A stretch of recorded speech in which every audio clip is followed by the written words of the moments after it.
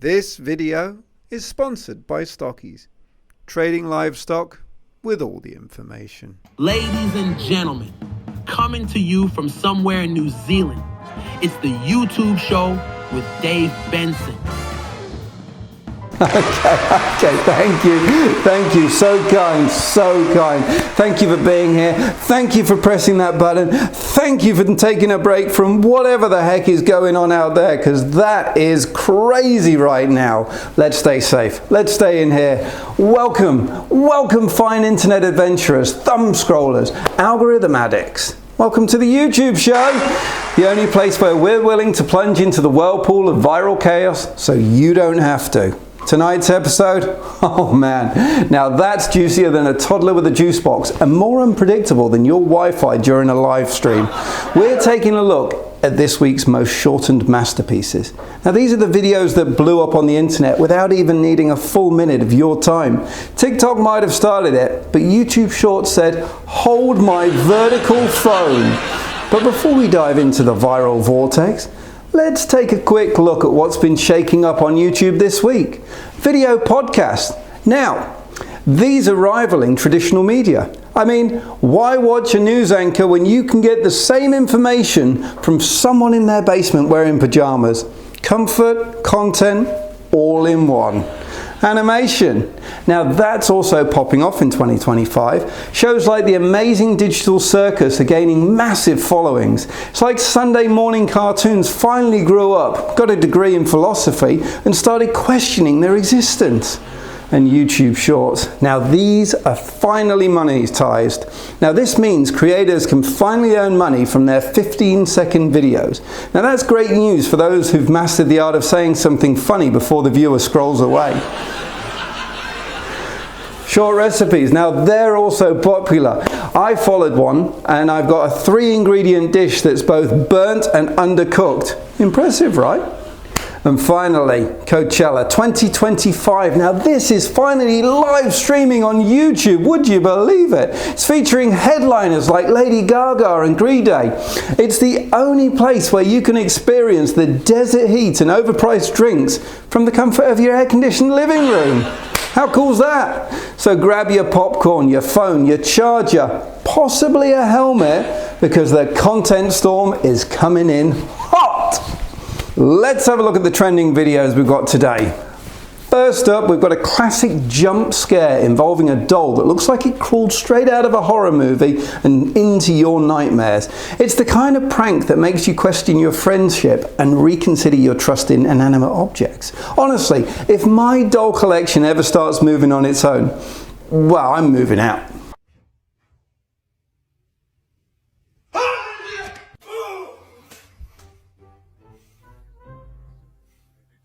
Also, bei dir tickst nicht mehr.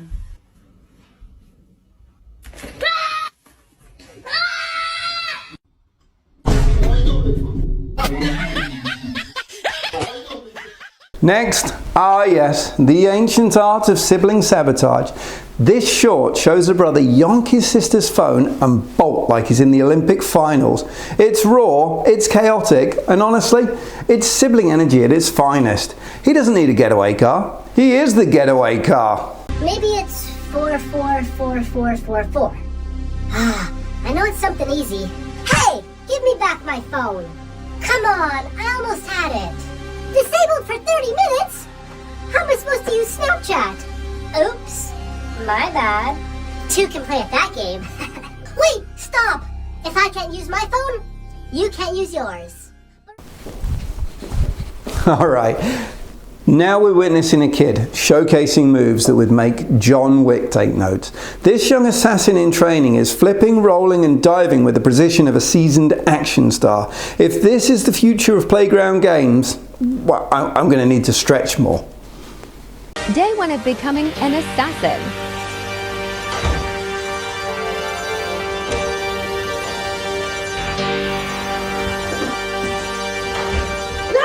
Day 2 of becoming an assassin.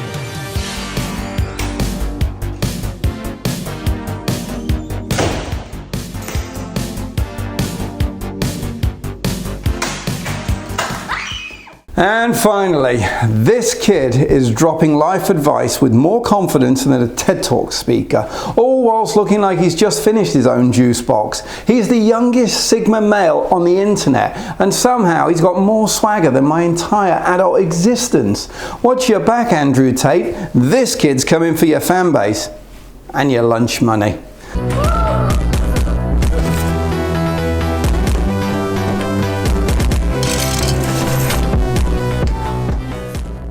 As ever, these trending YouTube shorts are proof that the internet is alive, well, and still completely unhinged. From food challenges that test the limits of human taste buds to pet tricks that make us question, well, who's really in charge at home? And mini vlogs that turn everyday moments into cinematic experiences. And that, dear viewers, is why we keep coming back. For the chaos, the creativity, and the occasional, what did I just watch moment? We've got such a cool lineup for you on today's show. I am so excited. Kicking things off, we've got hilarious comedian Jenny Madrigal joining us. Magician, illusionist, comedian, and mentalist Niels Sawyers is here. And we've also got music from Tasha and Louise Hillman. Roll the titles. Welcome to the YouTube show. Madness on demand. Waves of laughter, tears, and chaos at your hand. Lost inside the streams where dreams expand. Welcome to the YouTube show. Can't understand. Ladies and gentlemen, my next guest is a multifaceted artist whose talents span comedy, music, and holistic healing. In Washington, she has established herself as a stand-up comedian, sharing a unique brand of humor across various venues. Beyond the comedy stage, she is the owner and CEO of Madame Opal's Healing Tarot, where she combines her intuitive abilities with a passion for guiding others on their personal journeys. Please extend a warm welcome for Jenny Madrigal. Jenny! Thank you so much. Wow, I sound amazing. I think I fluffed it a little bit, but you know. I mean, you know what? Hey, fluffers make money too. Oh, thank you so much for being here, Jenny. It's really great to have you on the show. Now, one thing I want to start with is, so you're in music, you're in stand-up, you're in tarot reading as well. What's the story there? How did all of that come about? Well, I was a musician, obviously, played the violin. So I got my start there, sang in the church choir. Shocker, I went to church. And then, life happened and I realized I was funny. A lot of people were telling me, are saying, are you a comedian? And I'd be like, no, but maybe I should be, right? And then along with trauma, the ability came. But mostly, it's so terrible to say this, I just do like karaoke, I do karaoke. Stand-up is one of the hardest things to do. So, it really is. It's so funny is like, I've been doing it like 5 years now, like for money. And the hardest part is like, some people expect you to do it their way. Yeah. You know what I mean? Like, you need to hit all the open mics. You need to be giving it away for free, sister. And it's like, or not. And how do you handle the hecklers? That's always a common thing you see the comedians face. Do you have many? Have you? Do you like to do? I've actually never had a heckler ever, other than my family. So I guess like family. And do you practice at home? Do you practice on your friends before you get started? I don't have to practice. My mom's Asian, so she just kind of, low blows you all the time, and you just have to like learn how to reply. She's actually why I'm so good at comedy. Talk about her for money, How does she feel about that? She loves it. It's so funny. Is like you would think she'd hate it, but she's like, oh well, you couldn't marry, so It's like, yes, Mom, thank you. She loves it. It's a thing. But I want to tell you why I got into tarot. It's the funniest story. So I was dating this guy, and I was like, I want to see if his life is miserable. And so I got into the spirit so I could figure it out. Lucky for me, one of his exes contacted me later, and he was, in fact, miserable. So my skills were not a waste. Wow. So you now do tarot full time as well? No, tarot is not cheap.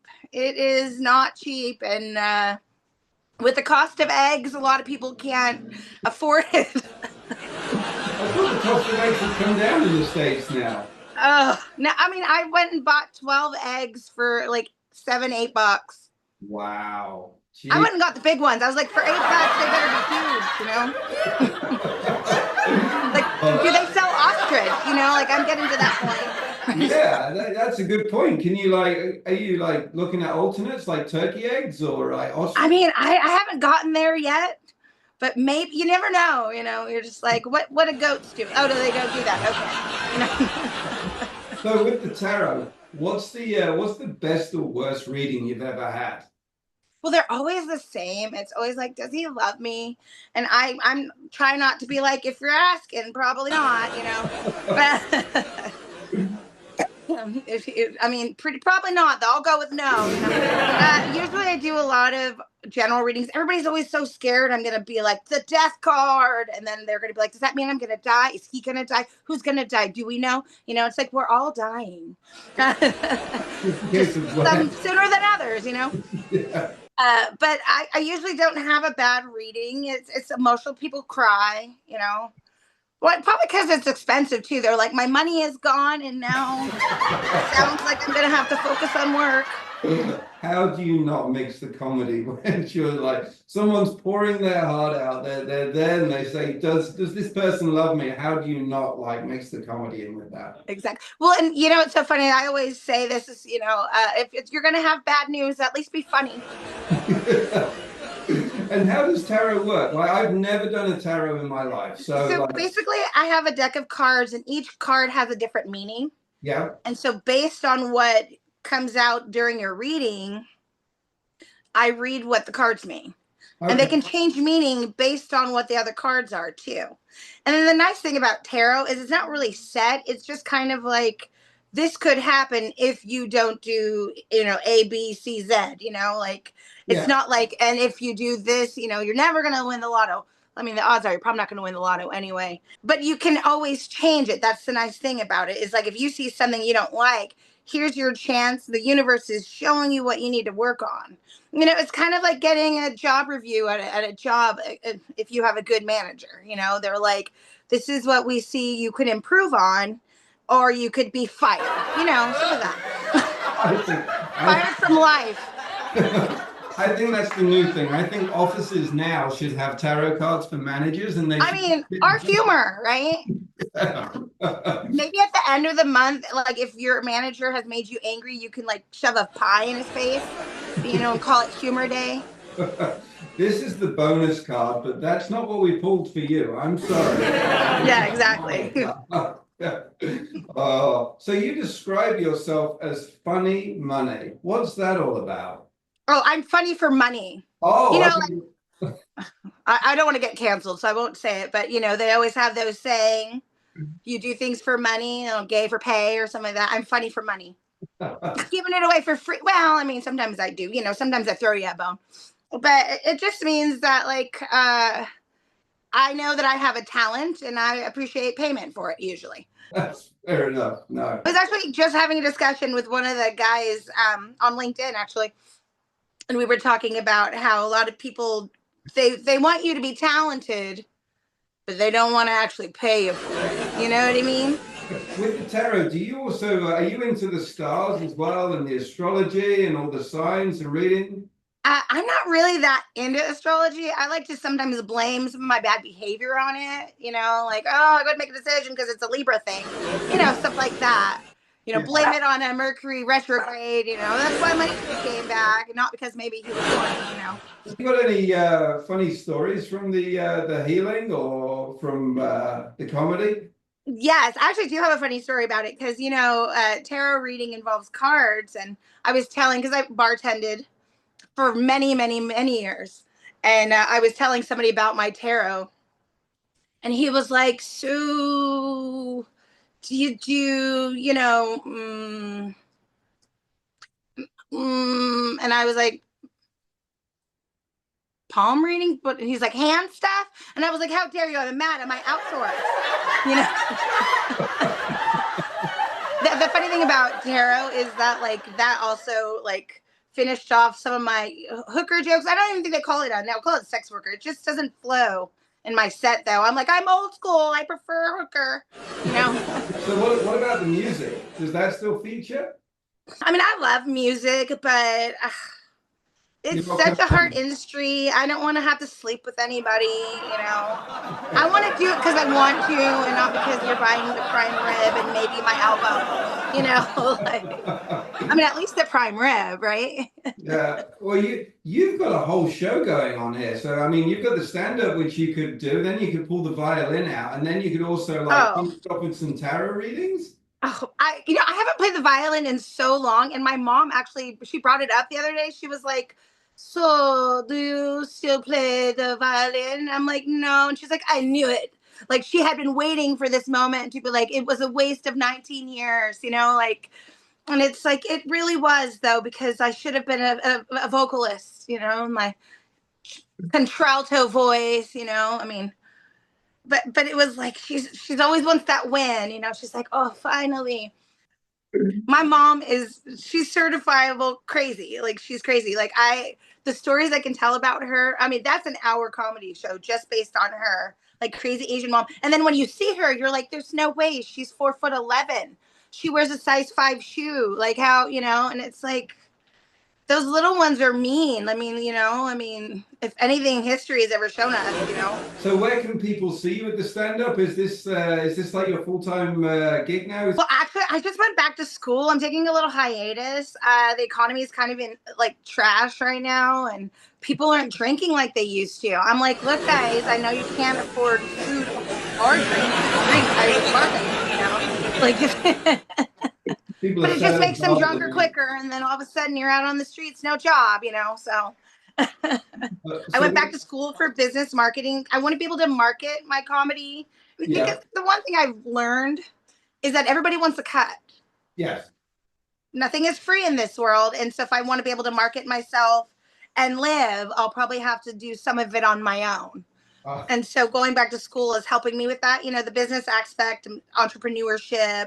You know what I'm really loving about it is leadership. So you're learning how to be a better leader? Yeah, well, and just to, you know, like, I think in general, be a better person. Like I have realized just been going back to school is that like some people suck and some people are good. And, you know, if you do good just to be good, it probably would work out better for you. Like if I'm honest and I build real relationships with people, then people will want to talk to me again. And, you know, and then the cycle continues. But sometimes people just need to have that little laugh, or somebody needs that hug, or somebody needs that compliment, or that, you know, you're a good person, you're a great host, you know, stuff like that.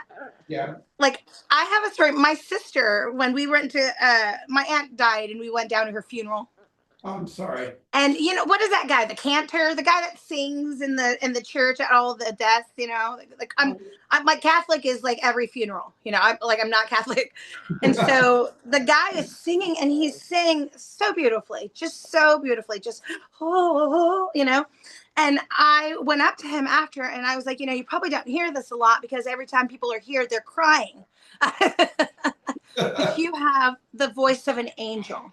You know, just beautiful. And my sister witnessed that and was like, I can't believe you said that to him. I cannot believe it. And lucky for me, she had accidentally flashed the taco stand the day before, right? And so she's here over there talking about the audacity. And I was like, really, Miss Lady who flashed everybody your taco? You know? I feel like sometimes God hands you those little tidbits, though. You know what I mean? Yeah. But the moral of the story was, I wasn't harming anybody by telling him something that he probably never gets to hear, because everybody's always so sad at the time he's singing so beautifully, you know? Yeah. Did he? I mean, I was just like, America's Got Talent, buddy. You know, get up in there. Yeah, but tell him to change his suit before he goes on. They won't appreciate that like that. I know, right? What are you trying to do here? Oh, did he thank you though? Did he turn around and say, "That's amazing, thank you"? No one's ever He told me. did. He actually was. He had such a big smile on his face. You could tell he needed it that day. You know what I mean? Yeah. He's like, maybe I won't drink the wine tonight. Who are you kidding? You know he's going to drink the wine. Oh, he's gonna hit it hard. I don't even remember it happening. You know? Yeah. He's looking down the barrel at tomorrow's performance. He's like, I got to do it again. I mean, that's the moral of the story. It seems like nowadays, right? People are watching. Yeah. You're on camera more than you've ever been. Mm-hmm. Like, that is insane to me that I go out just looking homeless sometimes. You know, it's not even a disguise. It's just a way of life sometimes. You know what I mean? You're just like, I could wash my hair, but it's just Walmart, you know? You're so right. Anything before, I don't know, the year 2000, no one cared. No one had a capture of it. It was just gone. But now, you know the best part about it? Nobody cared about your feelings.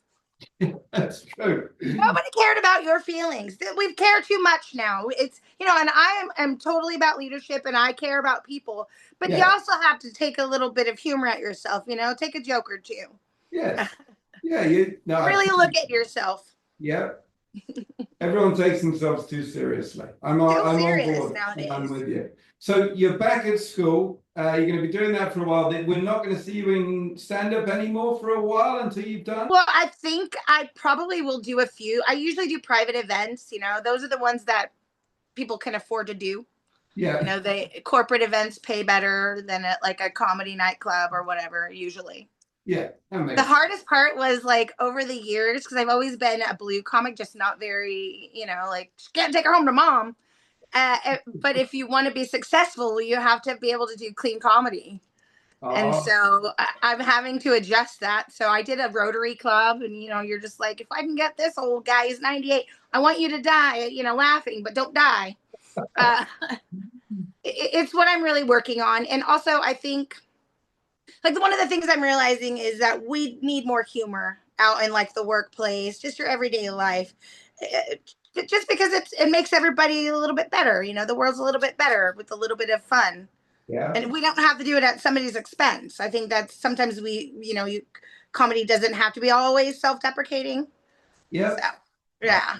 I agree. What was that movie? Robin Williams did it where he injected humor into a hospital and it was based on a true story, but it totally uplifted the patient's like well-being, outlook, and everything. Is that the one we had the red That's nose? Right, the red nose, yeah. Yeah, I don't remember the name of it. Yeah, I think I know what you're talking about. I mean, that's the thing. I mean, and the worst part is that like later you realize how sad he was, you know. And I mean, that's the thing though. I think that most people don't realize about comedy is that it's because we've been sad that we appreciate happiness. Yes. And so what we want to do is we know what that feels like. So we don't want you guys out there to feel that every single moment of the day. So if we can give you 20 minutes, an hour, 2 hours, where you're just not thinking about your life stresses and you're just letting go and you're laughing, then you can be healed by that. Yeah. You know, that's the whole thing. It's healing tarot. It's healing humor because, you know, laughter is a cure. Yeah, I fully agree. So you talk about clean comedy. Is there a topic that you don't go near? Like, obviously, the Rotary Club was different because you didn't want to. But I tried to stay out of politics. Right. Okay. So you've got a limit as to where you. I will never make a decision. I won't be a Jimmy Fallon or you know what I mean. I'll just do that. I don't know what you're talking about, kind of. So, but unlike like Ricky Gervais, he has no like limits whatsoever. He goes. Oh yeah, and he's awesome though. I mean, to give him credit, he's amazing. But not for me. It's not for me. You know, I just will keep. It's like if I can't do it at my job, I can't do it here. Religious jokes, you know, they don't usually kill like you think. They don't kill in the office at all. People don't. You know, you're like, nobody's like, she nailed that one to the cross. You know what I mean? Crucifix this. They never kill. I'm like, they're so funny though. They're so funny, but there's no audience that's like, yes. I mean, maybe. You know, they're like, where's the anarchist crowd at? You know, yeah. We hate our mom and Jesus. You're just like, wow. Oh, I don't know. I don't think so. I'll just stick to like my mom who just hates you on a Tuesday. I love it. Jenny, it's been an absolute pleasure for talking to you. Thank you so much for being on today. Any details for Jenny and her social sites we found right down here below, and we'll be back right after these messages. Hi, my name's Aaron Ryan, and I am a sci-fi writer from Seattle, Washington. I wanted to introduce you to the Dissonance Quadrilogy. It's a set of 4 books that are set in the years 2026 and 2042. In 2026, an alien invasion happened. A very dystopian, post-apocalyptic environment ensued from that alien invasion. They drifted out of the sky one day. We didn't know what they were. We didn't know what they wanted. They just hovered there for 3 months. On September 3rd, 2026, they went live. They activated, and they hunted down all of mankind, killing off 85% of humanity within 3 months. As such, we're forced to live in the shadows and eke out an existence. We fight back by running. We call them Gorgons because, like the mythical Medusa the Gorgon, you cannot lock eyes with them. If you do, and they with you, they have a telepathic paralytic to freeze you where you stand and consume you at their leisure. Really bad day. So your best defense truly is to run. The series starts with the prequel, which is Dissonance Volume 0 Revelation, set in 2026, before and immediately following the invasion, and leading up to the counterstrike that happens in the year 2042, set in the trilogy of books Dissonance Volume 1 Reality, Dissonance Volume 2 Reckoning, and Dissonance Volume 3 Renegade. A climactic, powerful set of battles where we eventually, spoiler, kick the enemies to the curb.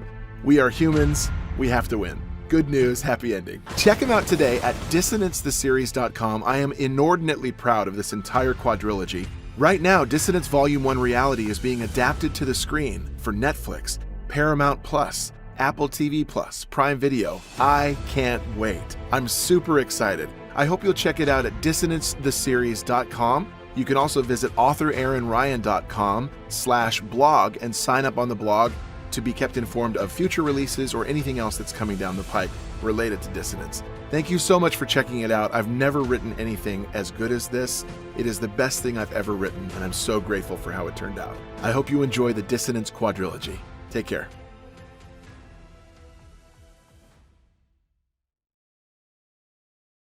Oh man, everyone prepare. This is a good one. You're going to be amazed and thoroughly entertained. Our next guest today is a sensational comedy magician hailing from Puerto Rico. He discovered his passion for magic at the tender age of 9 and has since become his life's work and joy. With a charismatic personality and a unique blend of humor and illusion, he has captivated audiences worldwide, from headlining some of the most beautiful cruise ships and performed in renowned theaters, hotels, and theme parks to dazzling corporate events. His versatility knows no bounds. His performances create an enthusiasm that is truly contagious, making the audience an integral part of the show.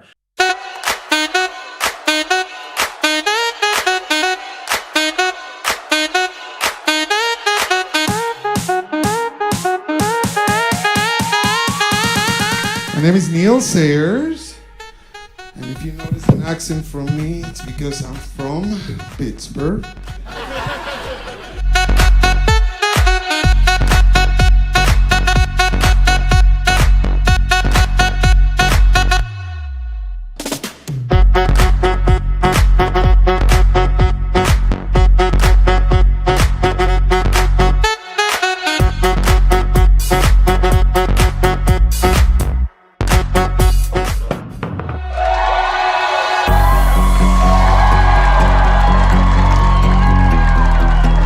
Please join me in welcoming the incredible Niels Sawyers.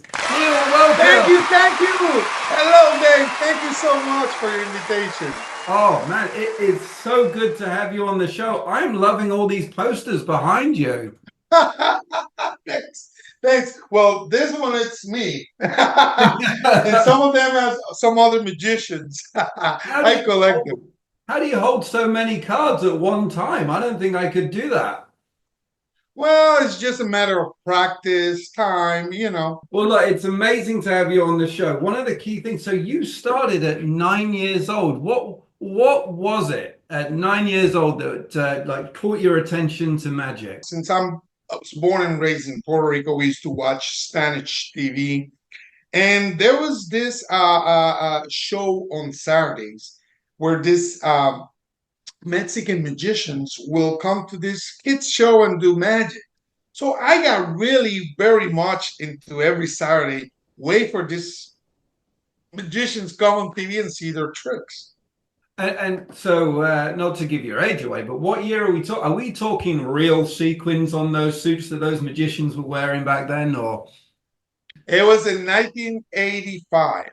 Oh, we are definitely talking some sequin magicians out there. No, we are. Yes, we are. And so, based from that, what was your first magic trick? So you got excited about it. What did you go and do after? So I was watching, like every kid, waiting for the show to come on a Saturday, watch the magician. And then it came, we celebrate in the Spanish community and in the Latin American community, a thing called the Three Kings. Right. So, and that comes just on the 6th of January after Christmas. So all the kids, what they do is they get a shoebox. Check this out. You get a shoebox. Then you go and put grass. You take that empty shoebox with grass and put it under your table. And the three magic kings will come that night and leave you a gift under the bed, and the grass, it was for the camels. So my gift was a magic set. So I've got my kids a magic set before, and like when they got it, for the next 3 weeks, all I ever saw was red balls bouncing around in cups and various things. Was that you, or were you performing in front of people? No, because I needed to learn, but I was just like that, practicing. And mom, look at this, and anybody who I could have seen, then I would have start thinking, what else can I do after this?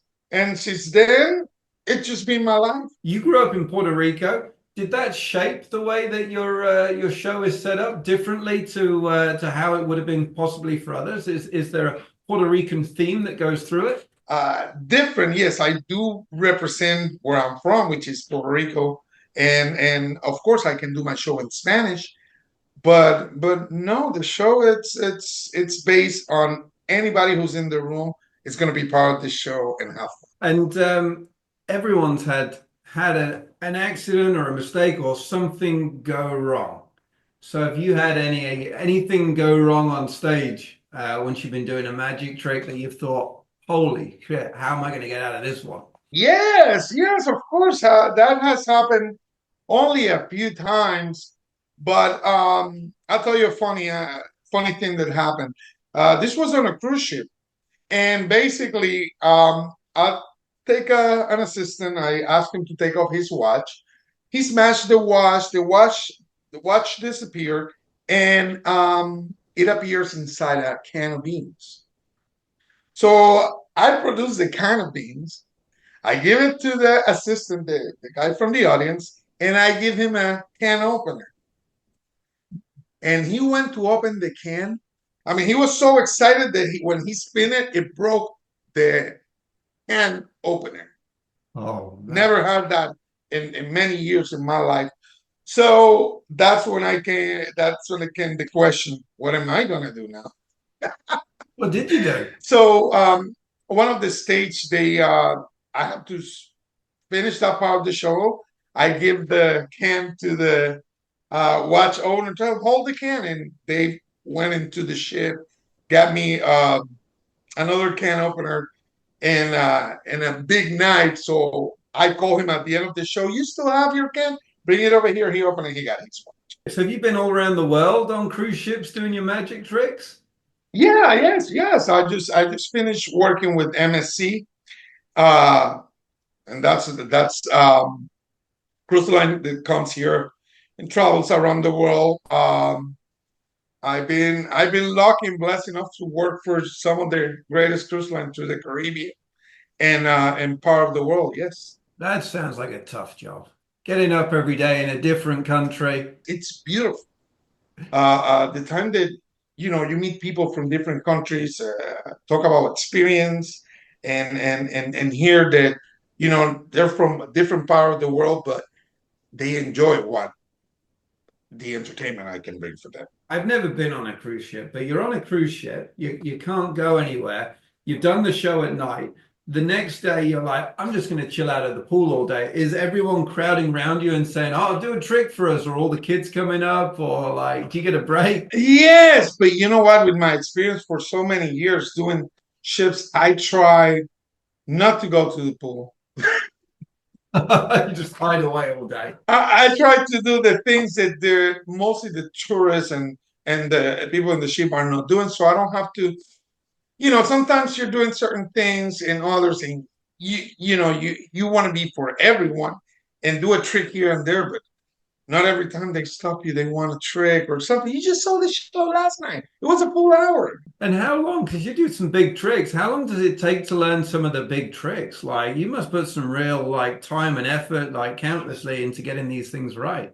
It's a time of practice. You got to read your tricks, practice in front of the mirror, practice in front of your friends. Make sure that, you feel comfortable. There's sometimes tricks that you get that after you rehearse and do it, you don't feel like it's part of you. And that has happened too, But mostly, I like to write a story with it or put a story alive with the trick. So when I'm explaining or doing it, you are into it. Now, when you do big stage illusions and stuff like that, it's more easy because it's just like find a piece of music, get a girl that jumps in and out, and you just technically stand and go like this, or go like that, or jump, and that's it. That's the whole rehearsal. but mostly on my comedy, because I have two different shows. I have my comedy show, and now this year I'm bringing out my new mentalism show. So it's a little bit of comedy and mentalism at the same time, but everything has to be, it's on that line of mentalism. And at the end, all the tricks you gotta have an order, story, and feel comfortable with it. What's the Niels Sawyers signature trick that you always like to do? Well, my signature trick, it's an act. It's an act that has to do with appearing martini cups. Actually, I was rehearsing earlier the act. I'm gonna see if I can move my table a little bit here. Whoa. This is part of what I appear in the show. Wow. So in the whole act, I appear cups, and at the big end, I appear a big bottle of beer out of a big production. So this is my signature act. I'm intrigued. I shall have to come. I want to see this. Oh, that's the point. That's the whole point. And how do you handle it these days? Because obviously when you started, probably you didn't have the videos, the YouTube, the people who are always trying to work out what you're doing. But now people will be immediately Googling and trying to find out what's the answer to this trick. How does he do it? You know what? Everything is out there in the internet now. Everything, So if really people want to know how I do it, they can find it. But I always believe that, if you come to see a magic show, come and enjoy it. Not come to try to know how I do it. Yeah. But unfortunately, I don't have control of the internet and everything, every trick. I mean, that's what I say. This act that I created for myself about 20 years ago, it's nobody can copy it because everything is mine. Now, the rest of my show, some parts of it are effects made for us, for magicians. The only thing is you change the dynamic and you change the regular pattern. So that makes you a little bit unique. Mm-hmm. And are you in the magic circle? Does that even exist? Is this something I heard about as a fabled thing growing up? No, the magic circle, it's in England. Oh, okay. So they are in England. Yeah. I belong to, since I live here in the States, I belong to the Society of American Magicians, which is SAM. And then the other one, it's called International Brotherhood of Magicians, also here in the. I belong to those two. I've got an image of a lot of people in top hats with canes coming into a smoky room and meeting at some stage. Yeah, but you'll be surprised. I mean, like I say, technology. There's so many tricks. Actually, there's so many tricks done these days with technology. I'm old school. I've never been attached to any of those stuff just for the fact that I like to count with me and not with the battery or something else. Less chance of things going wrong. That's right. That's right. I mean, it's okay that if your assistant breaks the can opener, you can find. But if something like that, a trick with electronics fail, let's say for signal, or let's say for a battery, oh, you're not gonna go. Excuse me, let me just change the battery. I'll be right back. And you've got a trick for us today. Absolutely, absolutely. Actually, it has to do with it was the first trick I ever learned. Awesome. Yes, yes. So this first trick I ever learned was the disappearance of the silk. Okay.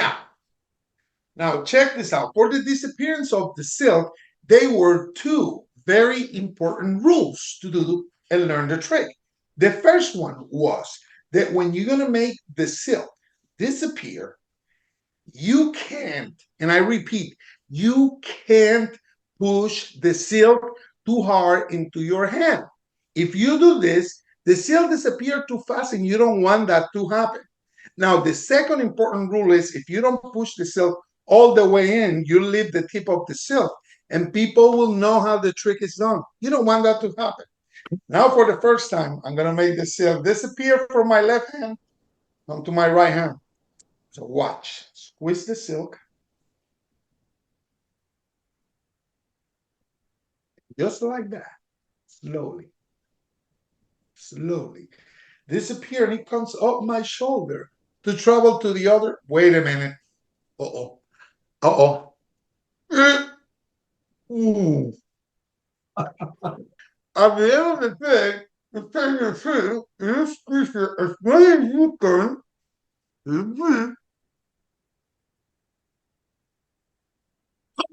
And completely disappear from my left hand, my right hand, my mouth. Well, actually, if you really look, still right here.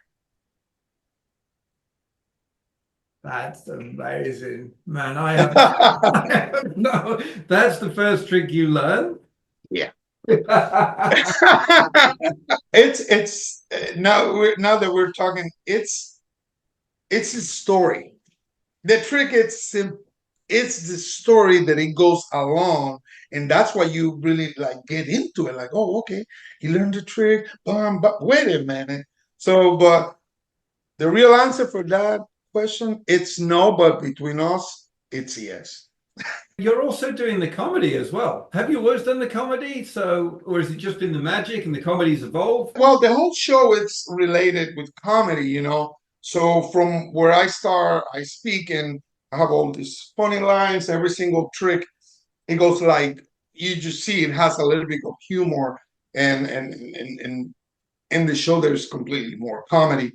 Since in the show I borrow a watch, I borrow some money that it disappeared and appeared in a sealed envelope.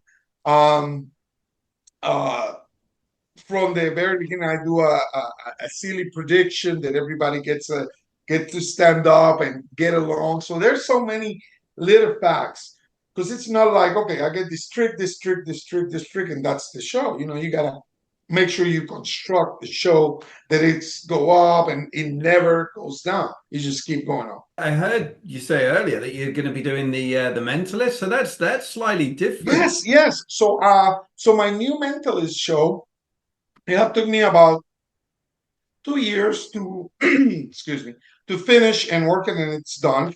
It's coming out fully in May to a theater here in Florida, and I'm very excited about that because in this show, it's not many things of colors, flowers, silks, or nothing. It's mostly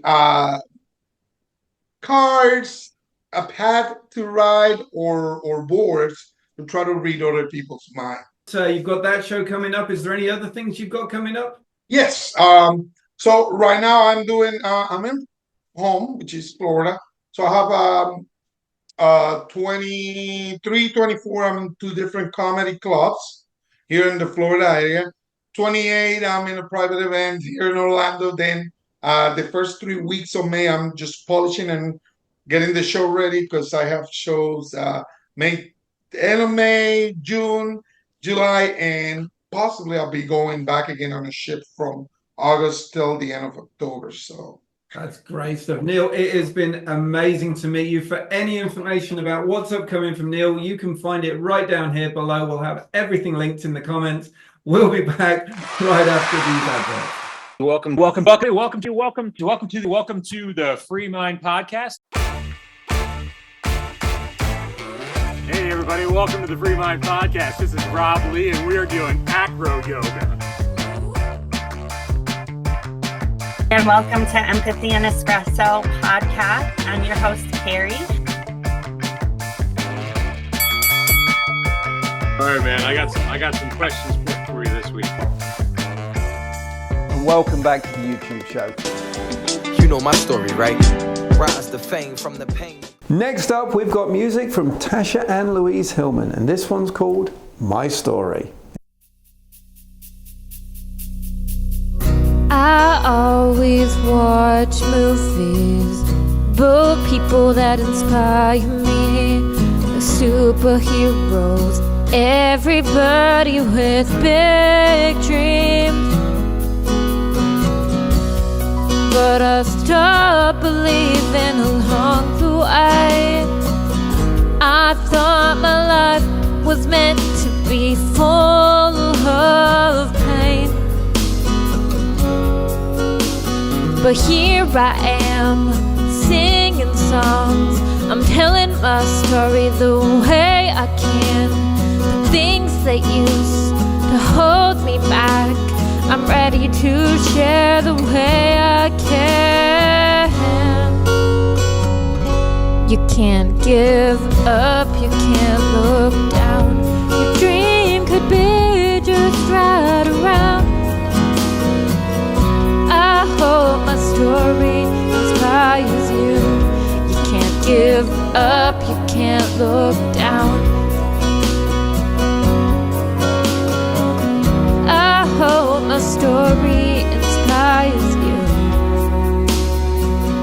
A kid with big dreams, not sure what love means. Went through so much pain, couldn't find strength again. Watching movies just to feel okay. Praying one day I would find my strength.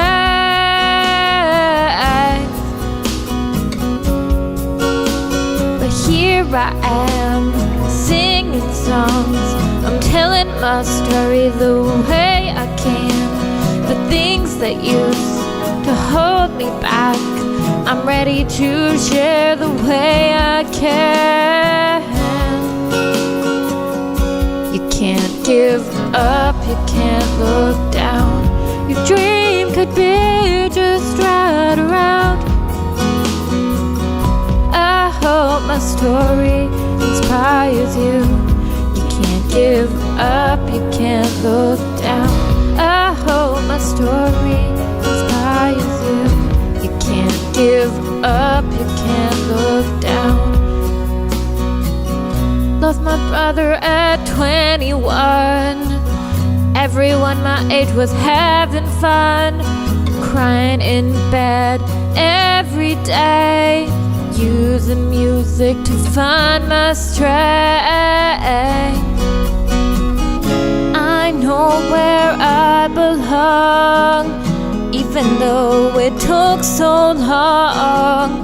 I watched so many stories, and I'm singing my song. No matter if it rains, no matter if it pours, no matter if there's pain or if I'm ignored.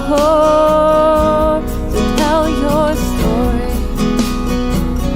I hope my story inspires you. You can't give up, you can't look down. Your dream could be just right around. I hope my story inspires you. I hope my story inspires you.